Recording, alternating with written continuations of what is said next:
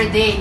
And andito tayo ngayon sa Azure North Tower. So this is a 37 square unit condominium. Pakita ko sa inyo kung ano yung mga binago namin. From the kitchen side, this is the before. In the kitchen area. Okay. So this is the plate tray and the glass tray. So, ayan, bumili kami from IKEA itong lagay ng mga abubot, like kitchenware and mga condiments tray. And also, dito sa kanyang drawer, we add also the counter tray, wooden design. Ayan.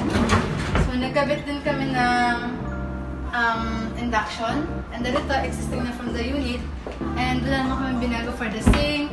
This is the area for the ref. And ito yung waste bin namin na binili. So, very super Nordic siya. Ayan. Push lang. Okay.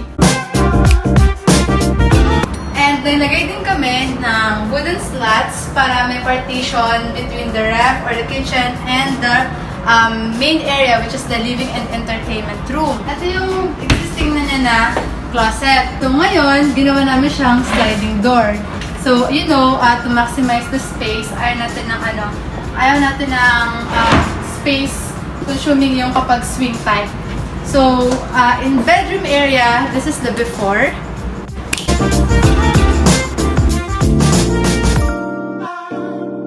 So, ayan, as you can see, we customized yung bed. Ayan, wooden pallet. And then hang shelves above the bed frame. And then we add some artificial leaves and painting. And then on this side naman, so adding siya na framed mirror na nagdikit-dikit na namin. And of course, it helps para maging maluwag yung buong space ng room. Next is the entertainment area or the TV panel. Yan, very natural lang yung look niya and very cozy. Of course, ang highlight ng aming dining area, I use round table para may flow kapag dito ko sa area na to. And then itong buri mat, it helps para maging more Scandinavian yung style ng ating design. And this bench, not just a sitting area or it's not just a bench, but also we put storage underneath kasi para ma-maximize yung space and of course, request dun to ni client. Okay, so that's it for this part. And we also put a mirror. So ito, big mirror. And also on this part, nag-accentuate din itong mga black picture frames. So this is from IKEA also. So super sulit guys pag pumunta sa IKEA. And also, thank you for Amalia Garden para dito sa aming plants. Yan. So, yung mga plants namin galing kay Amalia Garden.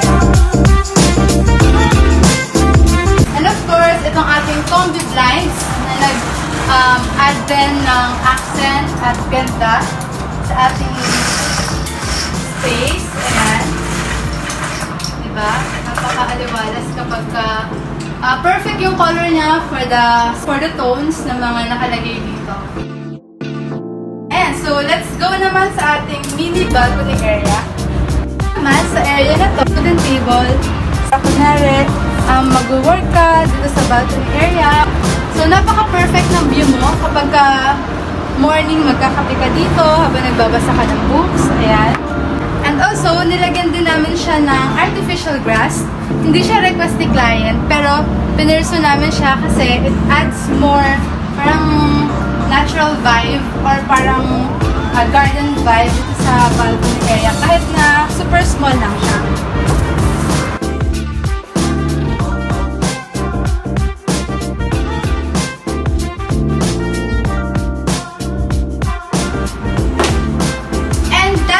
For today's video.